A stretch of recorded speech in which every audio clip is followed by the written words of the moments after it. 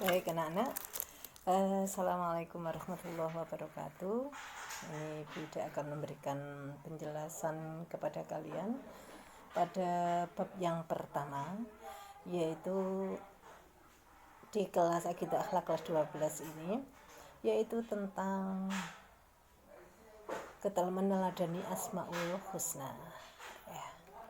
Kembali kita berbicara tentang Asmaul Husna, tapi seperti tadi di dalam voice sudah bisa sampaikan bahwa yang akan kita pelajari ini adalah 7 Asmaul Husna, yaitu Asmaul Husna dari pertama yaitu Al-Afu, kemudian Ar-Razzaq, kemudian Al-Malik, Al-Hasib, Al-Hadi, Al-Khaliq, dan Al-Hakim. Baik, untuk yang pertama yaitu Asmaul Husna Al-Afu. Asmaul Husna Al-Afu. Al-Afu itu artinya maha memaafkan. Maha memaafkan. Ada di dalam Asmaul Husna itu ada dua sebetulnya, yaitu yang pertama itu ada Al-Ghafur atau Al-Ghaffar, bisa dikatakan begitu, yang artinya memberikan ampunan. Al-Afu memaafkan. Bagaimana perbedaan dari kedua ini antara Al-Afu, Al-Ghaffar dengan Al-Afu? Begini, kalau Al-Ghaffar itu berarti Allah itu memaafkan, Allah itu mengampuni, maksud saya mengampuni dosa yang telah kita lakukan, baik itu hubungannya dengan sesama manusia, hablum minnas, ataupun dengan Allah. Itu Al-Ghaffar mengampuni. Tetapi ini tidak sirna sama sekali, tidak totalitas dosa itu akan hilang. Nah, sedangkan Al-Afu itu berarti melebur dosa itu. Jadi dosa itu menghilang sama sekali. Itu kalau Al-Afu. Jadi perbedaannya, kalau sifat ya Allah yang Ghafar, Allah mengampuni dosa yang telah diperbuat itu. Jadi yang diperbuat kali itu, dan tentu masih banyak dosa-dosa yang kita lakukan. Tetapi Al-Afu begini adalah bahwa Allah memberikan maaf. Permintaan maaf itu bisa jadi bahwa itu melebur semua dosa-dosa yang dilakukan. Jadi itu perbedaannya. Nanti kalian bisa baca di dalam surat Ali Imran ayat 159 di dalam Al-Quran itu, bagaimana Allah membuktikan sifat pemaafnya itu, bahwa semua kesalahan itu akan dimaafkan oleh Allah, semua kesalahan hambanya. Dan masih banyak contoh-contoh ayat Al-Quran lain di dalam Ali Imran. Nanti dilihat artinya sendiri ya. Fabima rahmatin minallahi lintalahum walau kunta faddan ghalidal qalbi lam faddu min hawlik fa'fu anhum wastaghfir lahum wasyawirhum fil amr fa idza azamta fatawakkal 'ala Allah innallaha yuhibbul mutawakkilin. Demikian penjelasan tentang Al-Ghaffar. Selanjutnya akan Bunda lanjutkan dengan Asmaul Husna dalam materi ini yang kedua, yaitu Asmaul Husna Ar-Razzaq. Kita bisa lihat pada firman Allah surat Hud ayat 6 yang berbunyi Bismillahirrahmanirrahim, wa ma min dabbatin fil ardi illa 'alallahi rizquha wa ya'lamu mustaqarraha wa mustawda'aha kullun fi kitabim mubin. Dan tidak ada suatu binatang melata pun di bumi melainkan Allah lah yang memberi rezekinya, dan Dia mengetahui tempat berdiam binatang itu dan tempat penyimpanannya, semuanya tertulis dalam kitabnya.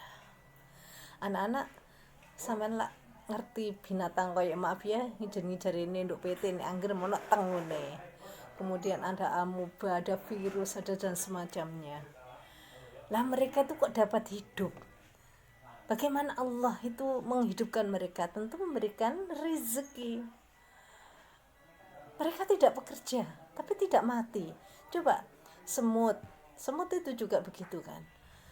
Tahu penciumannya terhadap hal-hal yang manis datang, ada makanan itu datang, itu rezekinya. Dari setiap binatang apapun, sekecil apapun itu mesti ada Allah memberikan rezekinya. Kok binatang? Berarti manusia pun sebetulnya juga sudah diberikan rezekinya oleh Allah.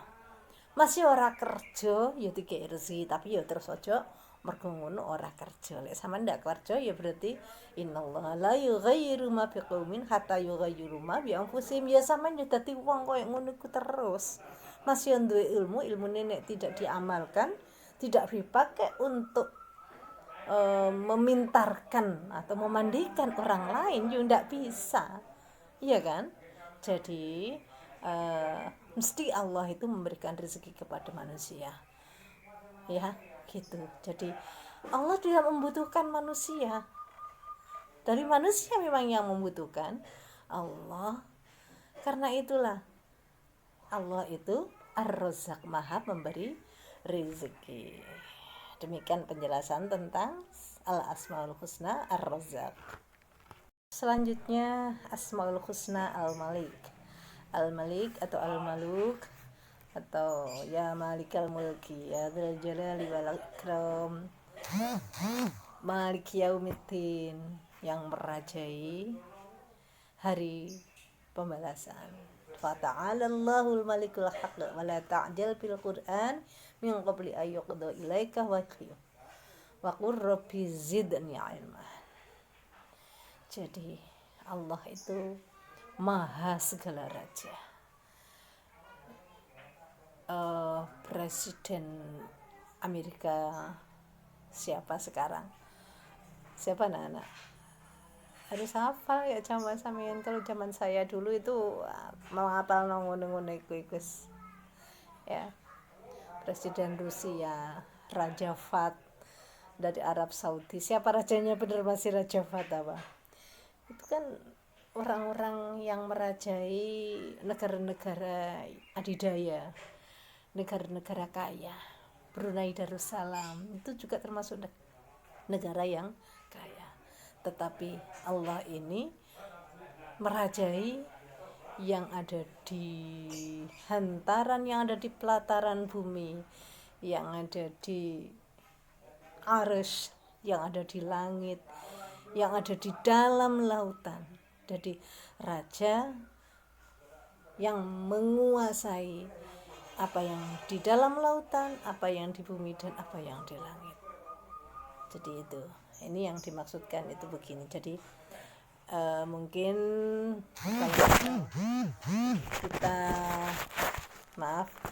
kalau kita menjadi pemimpin itu di sini penerapannya mungkin begini. Kita itu ya nggak boleh sombong. Mene-mene ono sing dadi duwe perusahaan, dan perusahaan itu paling besar yang menguasai, merajai di sebuah negara. Itu jangan sombong bahwa ia yang paling kaya. Ingatlah bahwa Allah yang merajai semuanya itu, bahwa Allah yang sudah menjadikan kita itu menjadi orang yang pemimpin yang besar, pemimpin yang terkaya misalnya, ya itu yang terkaya, orang terkaya. Jadi kita tidak boleh sombong. Allah saja walaupun raja di langit dan di bumi, Allah tidak mempunyai sifat sombong.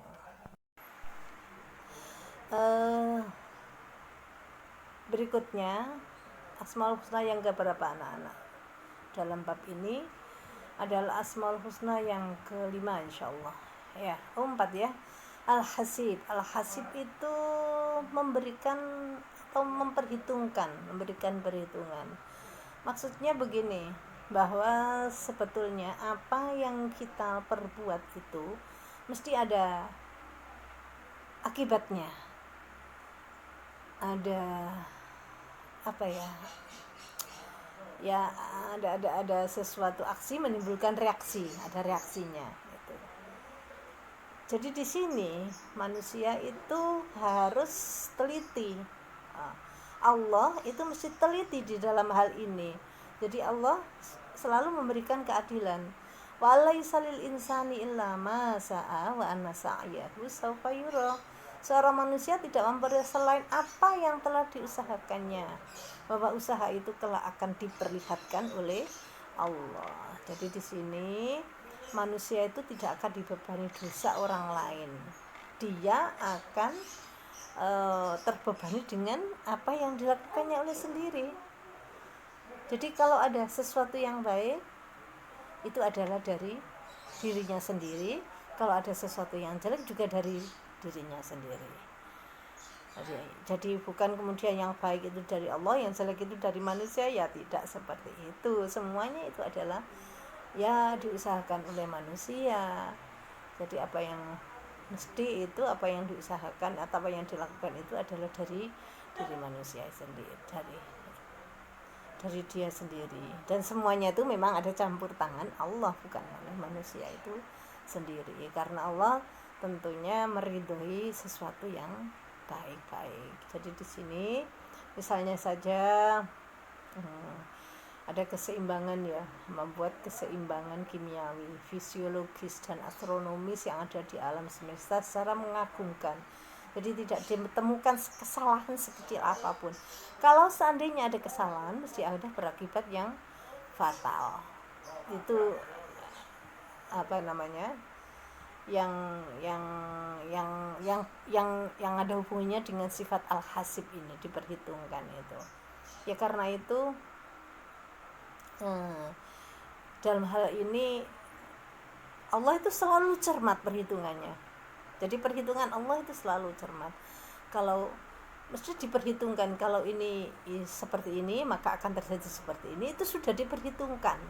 Mesti tidak ada meleset sedikit pun, itu tidak ada. Tetapi karena itulah manusia itu juga harus mempunyai sifat al-hasib. Di antaranya adalah introspeksi terhadap diri sendiri.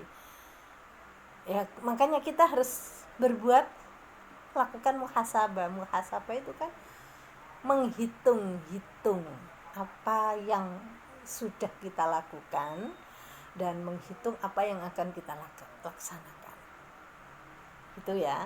Jadi itu namanya muhasabah, introspeksi diri. Ini adalah meneladani sifat Allah al-hasib. Selanjutnya sifat al-hadi. Berikutnya ya. Al-hadi di sini memberikan petunjuk, bahwa Allah memberikan petunjuk kepada hamba-hambanya yang dikehendaki. Tidak ada seorang pun yang mampu menyesatkannya. Ihdinas siratal mustaqim. Tunjukkanlah kami ke jalan yang lurus. Itu kan kita percaya itu. Itu ya. Kemudian di antaranya itu begitu. Ya Allah memberikan, ya Allah berikanlah hidayah kepada hamba ya Allah. Lah, kamu kan mesti berdoa begitu ya. Makanya agar kita tuh tidak tersesat, jadi diberikan petunjuk oleh Allah. Dalam kehidupan sehari-hari di antara aplikasinya itu biasanya begini anak-anak. Ada seseorang itu yang dalam hidupnya itu jauh dari Allah, na'udzubillahi min dzalik. Kita semuanya mudah-mudahan dijauhkan dari sifat yang semacam itu. Nah, dalam hal ini pada suatu hari dia itu jalan karena jauh dari Allah, itu jalan. Terus dia kelelahan karena jalan itu, duduk di depan masjid. Ya bajunya sih ya juga nggak kotor, cuman dia memang seperti orang yang kelelahan, itu kan seperti itu. Terus ada anak muda, mungkin remaja masjid yang ada di situ, Bapak silakan duduk di sana Pak, enggak apa-apa. Ini ada dikasih nasi kotak sama minum air botol, itu air mineral botol. Senang sekali. Kemudian di situ pas ada pengajian, ada halaqah kajian ilmiah, ilmu keagamaan di situ. Lama-lama setelah makan itu tadi dia cuci kaki tok, terus naik dari jauh. Dia mendengarkan, ternyata dan tidak pulang, enggak meninggalkan masjid itu. Sampai kemudian dia bertanya kepada remaja masjid yang ada di situ. Lalu dia duduk di situ, sering ada di situ. Lama-lama terus hatinya itu tergerak untuk mengikuti pengajian atau halaqah ilmiah agama yang ada dilaksanakan oleh anak-anak remaja masjid yang ada di situ. Ya, lambat laun hatinya juga terbuka. Nah, begitulah Allah itu memberikan hidayah kepada seseorang. Tidak terlepas dari kalian. Hidayah itu tidak hanya ke arah ibadah begitu. Misalnya kamu yang naudzubillah ya, anak yang pelit tidak apa-apa. Nah, suatu dia mengalami sebuah kejadian, akhirnya dia menjadi orang yang suka memberi, yang dermawan dan seterusnya. Jadi hidayah Allah itu diarahkan untuk dari mana saja dan melalui apa saja. Itu termasuk aplikasi dari sifat al-hadi ya. Berikutnya sifat yang terakhir dari bab ini, pada bab ini, sifat al-khaliq. Al-khaliq itu menciptakan, membaguskan. Kenapa kok makhluk itu ciptaan Allah? Kok ini abid dibaguskan rupanya, kok itu dijelekkan rupanya? Kenapa? Semua itu ada maksud-maksud tertentu oleh Allah. Jadi tidak semua makhluk itu kan bentuknya berbeda-beda. Kok ada? Ya kita lihat saja. Coba diperhatikan, kita itu sekeluarga ya, dari ayah dan ibu yang sama. Ini al-khaliq di sini berarti dari sisi fisik jasmaniyahnya ya. Jasmaniyah. Didelok kadang kulite gak podo, irunge gak podo, wajahe gak podo, ono bentuknya sedikit-sedikit. Apalagi yang sudah dengan keluarga lain di luar keluarga itu, atau apalagi yang dengan suku lain yang selain suku Jawa, apalagi yang sudah dengan negara lain, tentu juga berbeda-beda Allah itu menciptakan. Ada yang diperhalus, dipercantik, ada yang dijelekan. Tumbuh-tumbuhan aja juga begitu ya. Dan semuanya diciptakan oleh Allah itu untuk tumbuhan, binatang, dan makhluk-makhluk yang lain yang tidak bernyawa. Itu untuk kita. Alladzi ahsana kulla syai'in khalaqahu wa bada khalqal insani min tin. Yang membuat segala sesuatu, dia menciptakan sebaik-baik, dan yang memulai penciptaan manusia itu dari tanah. Itu kan? Allah khaliqun kulli syai', Allah menciptakan segala sesuatu. Wa huwa ala kulli syai'in wakil, dan dialah yang memelihara dari segala sesuatu itu. Jadi banyak ayat-ayat Allah yang meneguhkan kepada kita bahwa semua ini adalah ciptaan Allah. Jadi kita tidak perlu protes kepada Allah. Ya, tidak perlu protes. Ini kok seperti ini. Saya lanjut saja, ternyata masih ada satu, yaitu Al-Hakim. Al-Hakim itu yang Maha memberikan pengadilan, yang bijaksana. Jadi Allah itu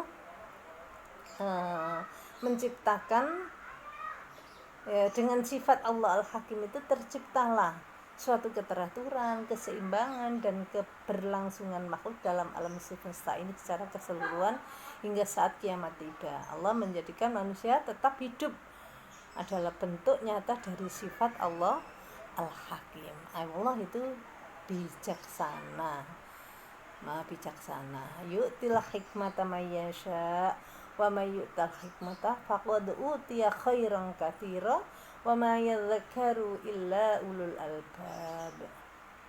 Ya, barang siapa yang dianugerahi hikmah, ia benar-benar telah dianugerahi karunia yang banyak, dan hanya orang yang berakal lah yang dapat mengambil pelajaran. Jadi diantaranya itu hakim itu hikmah, itu bisa begitu. Hikmah itu pelajaran. Makanya kita yang berakal itu biasanya orang-orang yang menggunakan akalnya untuk yang baik. Ada sebuah makalah, khudil hikmah min ayyi wi'ain kharajat, ambillah sebuah pelajaran dari manapun itu berasal. Misalnya ada anak kecil, kamu kita itu ada kekurangannya apa, kita harus tahu kekurangan kita. Terus ada anak kecil itu kok ngomong kok ya Allah, anak ini menyentuh hati kamu, itu berarti kan dia itu sudah memberikan pelajaran kepada kita. Itu diantaranya itu seperti itu anak-anak. Jadi di sini misalnya hakim itu adil, juga bisa adil dan bijaksana tentunya ya, di sini maksudnya itu kalau di dalam memberikan pengadilan di keadilan di hukum pengadilan, itu juga harus yang bijaksana, yang adil, tidak berat sebelah, tidak membela yang kaya, tidak membela yang dan seterusnya, yang punya jabatan dan seterusnya. Demikian anak-anak penjelasan Bu Ida tentang bab yang pertama, meneladani asmaul husna. Selanjutnya tentu kalian bisa memperhatikan sendiri bagaimana kita bisa menerapkannya dalam kehidupan sehari-hari kita. Mudah-mudahan Allah memberikan petunjuk kepada kita dan bisa meneladani sifat-sifat Allah yang semacam itu, sehingga menambah ketakwaan kita kepada Allah dan kita lebih takut kepada Allah, menjadi hamba Allah yang abidin, yang muttaqin. Mudah-mudahan bermanfaat. Assalamualaikum warahmatullahi wabarakatuh.